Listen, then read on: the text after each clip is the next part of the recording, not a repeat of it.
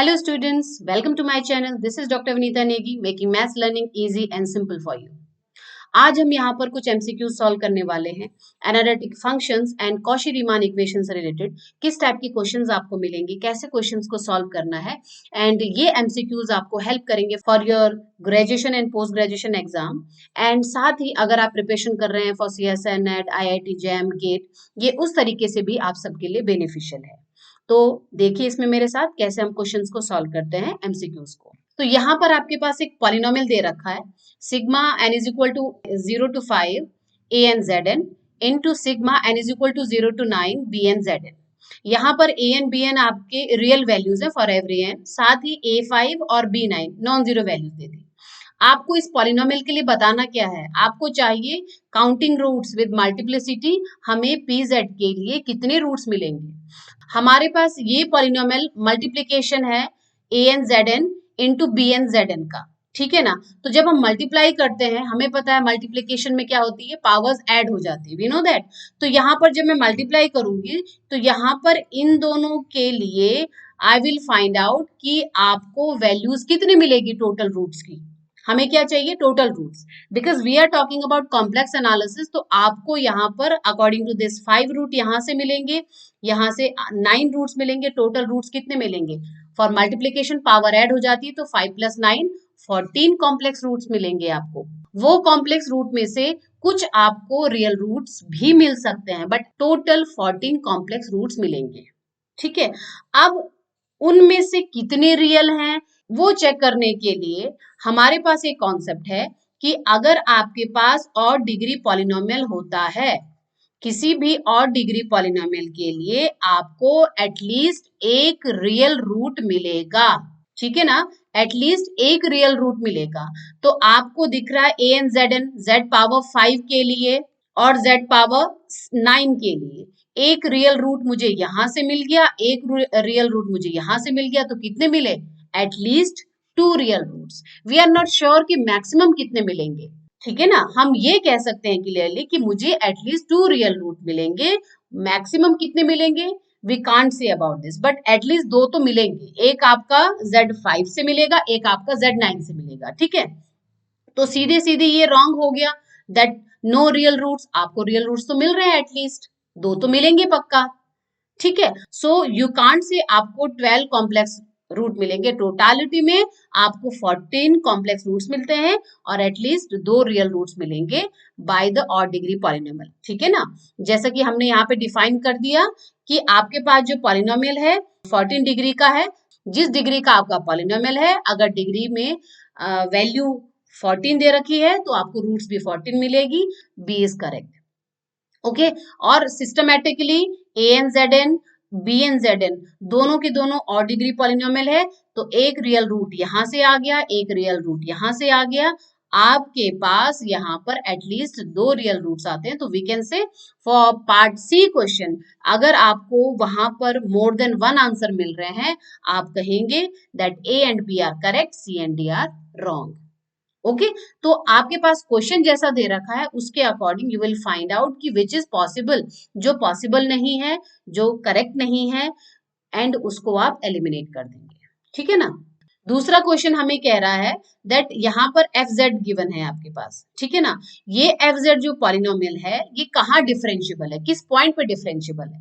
याद रखिए जब भी हम डिफरेंशिएबिलिटी की बात करते हैं, जब भी हम एनालिटिक फंक्शन की बात करते हैं, तो हम कहेंगे कि अगर आपका फंक्शन डिफरेंशिएबल है किसी पर्टिकुलर पॉइंट पे, तो उसे क्या करना पड़ेगा, उसे CR इक्वेशन सेटिस्फाई करनी पड़ेगी, कॉशी रीमान इक्वेशन सेटिस्फाई करनी पड़ेगी, ठीक है ना.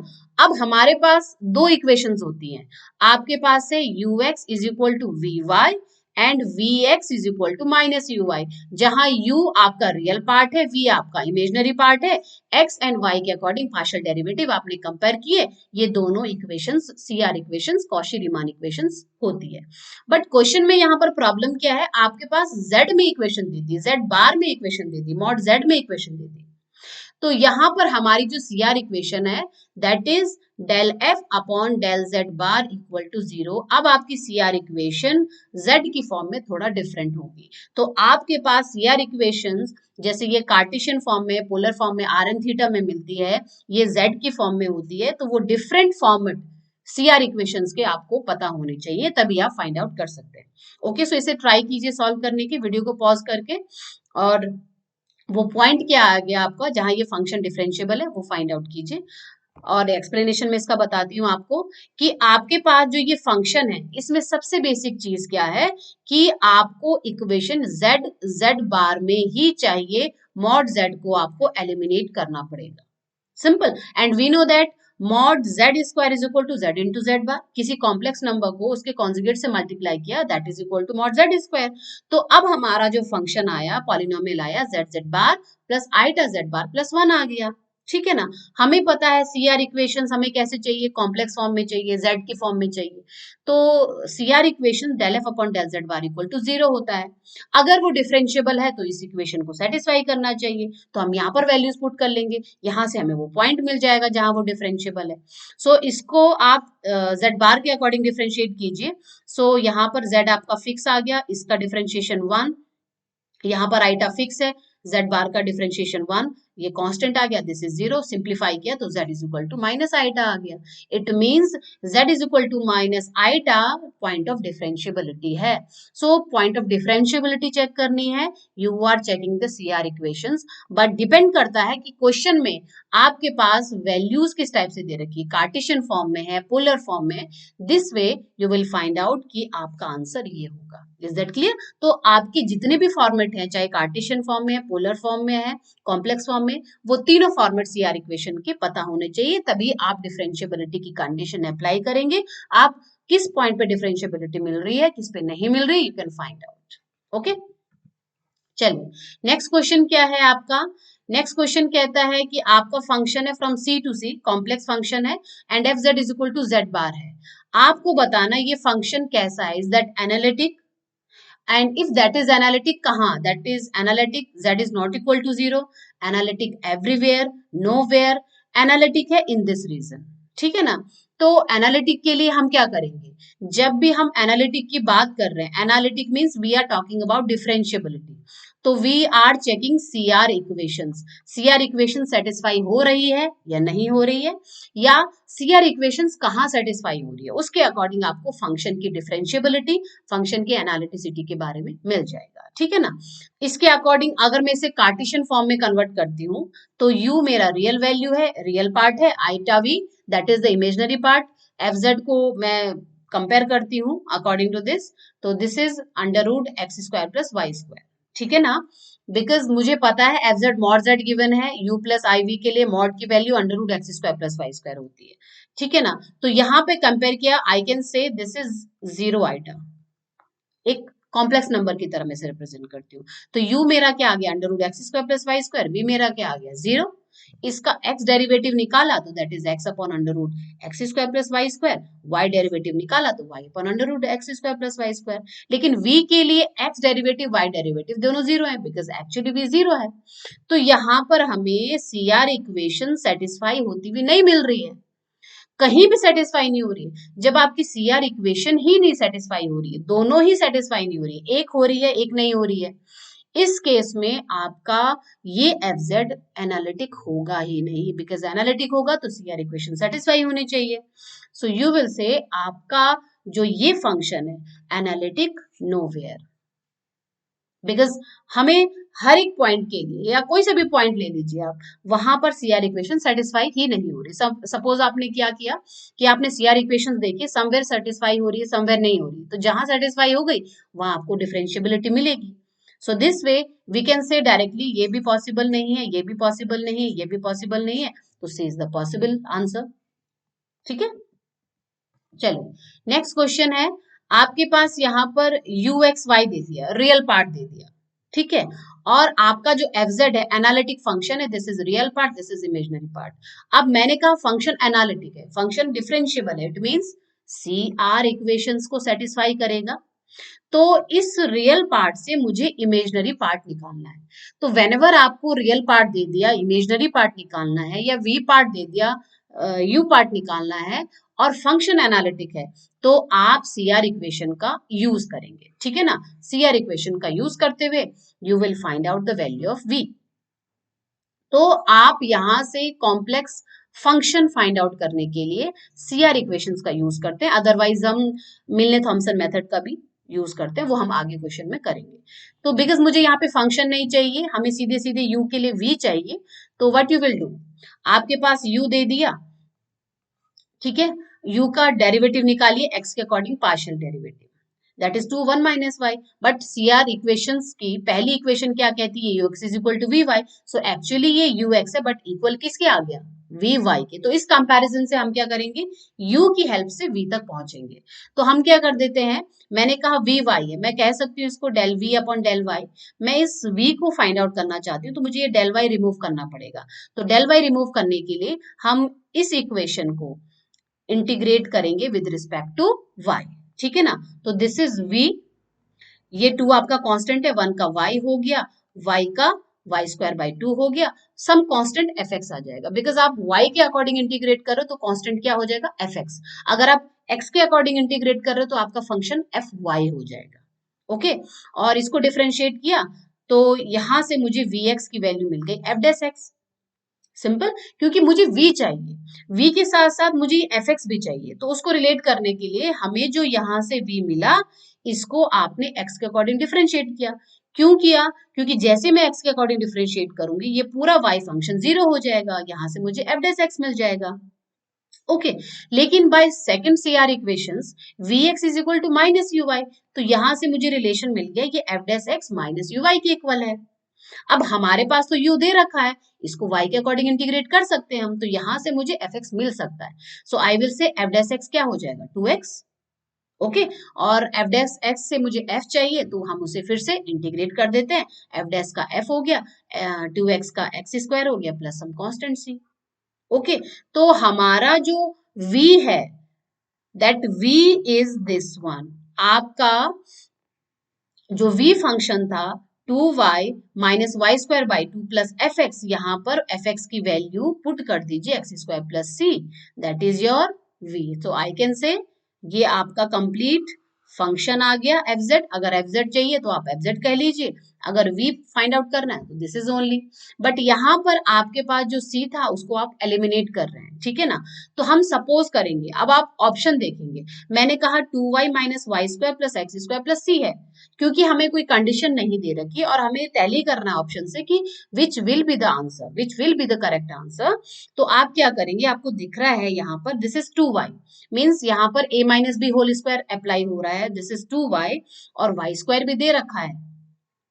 ओके, तो आपके पास एक कांस्टेंट वैल्यू होनी चाहिए। सो डेफिनेटली ये नेगेटिव होल स्क्वायर में क्या होता है, आपका स्क्वायर टर्म हमेशा पॉजिटिव होता है, तो मीन्स ये नेगेटिव होना चाहिए। सो इट मीन्स ये नेगेटिव होगा, मीन्स a माइनस बी का होल स्क्वायर होगा। So for this one I will से दिस c इज 1, तो y माइनस 1 का होल स्क्वायर आ जाएगा, हमने बाहर नेगेटिव कॉमन ले लिया बिकॉज ये नेगेटिव था इसलिए। तो आपका जो आंसर आएगा x square minus y minus 1 का होल स्क्वायर आ जाएगा, this is your answer.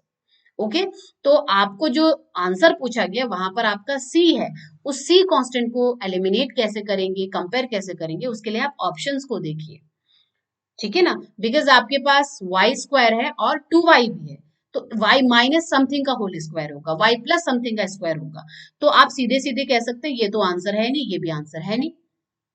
Okay, फिर आपको दिख रहा है क्योंकि वहां पे माइनस 2y है, बिकॉज हमारा जो माइनस वाई स्क्वायर है ऑलरेडी प्लस होना चाहिए, तो y माइनस 1 होल स्क्वायर ही होगा, ये पॉसिबल नहीं है। तो this way you can tell कि ये तीन तो आंसर है नहीं, definitely this is your answer. So this way you will eliminate the wrong answer, correct answer तक आप पहुंचेंगे फिर। ओके, चलिए नेक्स्ट क्वेश्चन देखिए, यू एक्स वाई दे दिया हमें, यहाँ पर हमें एनालिटिक फंक्शन फाइंड आउट करना है। देखिए दो कॉन्सेप्ट है, अगर मुझे u दे दिया u के लिए v निकालना है, या v दे दिया v के लिए u निकालना है, तो आप सीधे सीधे सीआर इक्वेशन का यूज करके, इंटीग्रेशन का यूज करके आराम से u के लिए v के लिए u निकाल सकते हैं, ठीक है। लेकिन अगर मुझे u और v में से कोई सी भी एक वैल्यू दे दी and you have to find out the analytic function f z, तो भी आप सीआर इक्वेशन का यूज करके u के लिए v फाइंड आउट करके u plus i v solve कर सकते हैं, बट ये थोड़ा लेंथी हो जाता है। प्रोसेस को शॉर्ट करने के लिए हमारे पास एक मेथड होता है मिलने मेथड, या फिर हम इसे कहते हैं मिलने थॉमसन मेथड। ठीक है, जनरली हम इसे मिलने मेथड कहते हैं। इसमें क्या है, आपको इधर u दे रखा है और v दे रखा है, आप u से v नहीं निकालेंगे, v से u नहीं निकालेंगे, बल्कि डायरेक्टली फंक्शन निकालेंगे। ठीक है ना, तो यहां पर आपको क्वेश्चन में फॉर्मूला जो अप्लाई करना है मिलने मेथड का, that is F Z is equal to integration phi one Z zero minus eta phi two Z zero D Z plus some constant C. अब बिकॉज यहाँ पे दो प्रोसेस है, या तो u दे रखा होगा या तो v दे रखा होगा। v वाला क्वेश्चन भी हम करेंगे, अभी हम u वाला क्वेश्चन देखते हैं। तो यहाँ पर मुझे u दे रखा है, जब आपके पास रियल पार्ट दे रखा है तो आप इस रियल पार्ट का x के अकॉर्डिंग पार्शियली डिफरेंशिएशन निकाल लीजिए। 3x स्क्वायर हो गया माइनस 3y स्क्वायर हो गया प्लस 6x हो गया। फिर u y निकाल लीजिए, y के अकॉर्डिंग डिफरेंशिएट कर लीजिए, minus 6xy minus 6y। Okay, for मिलने मेथड आप क्या करेंगे, आपका जो ये ux फंक्शन है, ये ux फंक्शन आपका हो गया फाई वन, और जो ये y डेरिवेटिव है uy है, this is your phi two function. Okay, दूसरी चीज आप क्या करेंगे, जो आपके पास x एंड y में जो फाइव फंक्शन है, चाहे वो फाई वन है चाहे वो फाई टू फंक्शन है, you will put x z, you will put y at zero. मतलब आप phi one Z zero phi two Z zero put करेंगे, फाइंड आउट करेंगे by replacing x to z y to zero. तो मतलब आप ux में x को z रख लीजिए और y को जीरो पुट कर दीजिए, तो यहां पर क्या हो जाएगा आपके पास, this is 3z square, this is zero, यहां से आ गया 6z, ये आपका फाई वन जेड जीरो आ गया। Similarly phi two Z zero में क्या करेंगे, x को z पुट करेंगे, y को जीरो, तो ये पूरा जीरो हो गया, ये भी जीरो हो गया क्योंकि y है, y तो जीरो हो रहा है, तो हमारा जो फाई टू जेड जीरो आ गया वो जीरो आ गया। बाय दिस फॉर्मूला आपके पास ये तो पूरा जीरो आ गया, मतलब आपको केवल इसका इंटीग्रेशन करना है। So for function what you will do, just you have to find out the integration of 3z square plus 6z plus some constant. इसका हमें केवल इंटीग्रेशन चाहिए अकॉर्डिंग टू dz। ठीक है ना, तो 3z स्क्वायर का z क्यूब हो जाएगा, 3 क्रॉस हो जाएगा, 6z का z स्क्वायर बाई 2, और वो 6 क्रॉस होके आपको 3z स्क्वायर दे देगा प्लस सम कांस्टेंट। मतलब हमारा फंक्शन आ गया z cube plus 3z square plus c। तो दिस इज मिलने मेथड, मिलने थॉमसन मेथड, जहां हम u से और v से डायरेक्टली सीधे सीधे फंक्शन की तरफ मूव करेंगे, and this is your answer. Okay, तो इस तरीके से आपको अब u से v नहीं निकालना, v से u नहीं निकालना, सीधे आप फंक्शन की तरफ बढ़ेंगे। और क्योंकि आपका फंक्शन एनालिटिक है, आप सीआर इक्वेशन से भी इसको सॉल्व कर सकते हैं, बट वो टाइम सेव करने के लिए हम मिलने थॉमसन मेथड का यूज करते हैं। Okay, so thank you so much for watching the video. और यहाँ पर पार्ट 1 है, पार्ट 2 में कुछ और क्वेश्चंस ऐसे ही हम सॉल्व करने वाले हैं, उनको भी आप देखिएगा, खुद से ट्राई करने की कोशिश कीजिए। एक्सप्लेनेशन भी दे रखा है, कोई प्रॉब्लम होती तो एक्सप्लेनेशन से भी आपको हेल्प मिल जाती है। साथ ही मैं अनअकैडमी पर CSA नेट की प्रिपरेशन करवा रही हूँ। अगर आप फर्स्ट टाइम विजिट करेंगे अनअकैडमी प्लेटफॉर्म पर, सो DR नेगी मेरा रेफरल कोड है, यूज कीजिए इस कोड को, और आप वहां पर स्पेशल क्लासेस देख सकते हैं, सीख सकते हैं। एक्सपीरियंस कीजिए कैसा आपको लगा, और मुझे बताइए कमेंट में कैसा आपको एक्सपीरियंस लगा। और अगर आप CSA नेट की प्रिपरेशन कर रहे हैं, करना चाहते हैं, तो सब्सक्रिप्शन लीजिए, प्लस सब्सक्रिप्शन लीजिए। वहां पर हम लाइव इंटरेक्शन करते हैं, रेगुलर क्लासेस होती है, आपको पूरा स्ट्रक्चर शेड्यूल मिलता है, आप डाउट क्लियरिंग सेशन के अकॉर्डिंग आपके सारे डाउट्स क्लियर हो रहे होते हैं, आपको PDF प्रोवाइड किया जाता है, तो वो प्लेटफॉर्म आपको बेनिफिशियल होगा अगर आप प्रिपरेशन कर रहे हैं तो। सो मेरा रेफरल कोड DR नेगी आप यूज करते हैं, वहां पर आपको फी में भी 10% का डिस्काउंट मिलता है, और आप इस प्लेटफॉर्म का अच्छे से यूज कर सकते हैं। रिकॉर्डेड लेसन का प्रोविजन होता है, तो बहुत सारी हेल्प वहां पर आपको मिलेगी। ओके, तो प्रिपरेशन कर रहे हैं, प्रिपरेशन के लिए ये प्लेटफॉर्म आपको घर बैठे बहुत सारी चीजें प्रोवाइड करवा जाता है। ठीक है ना।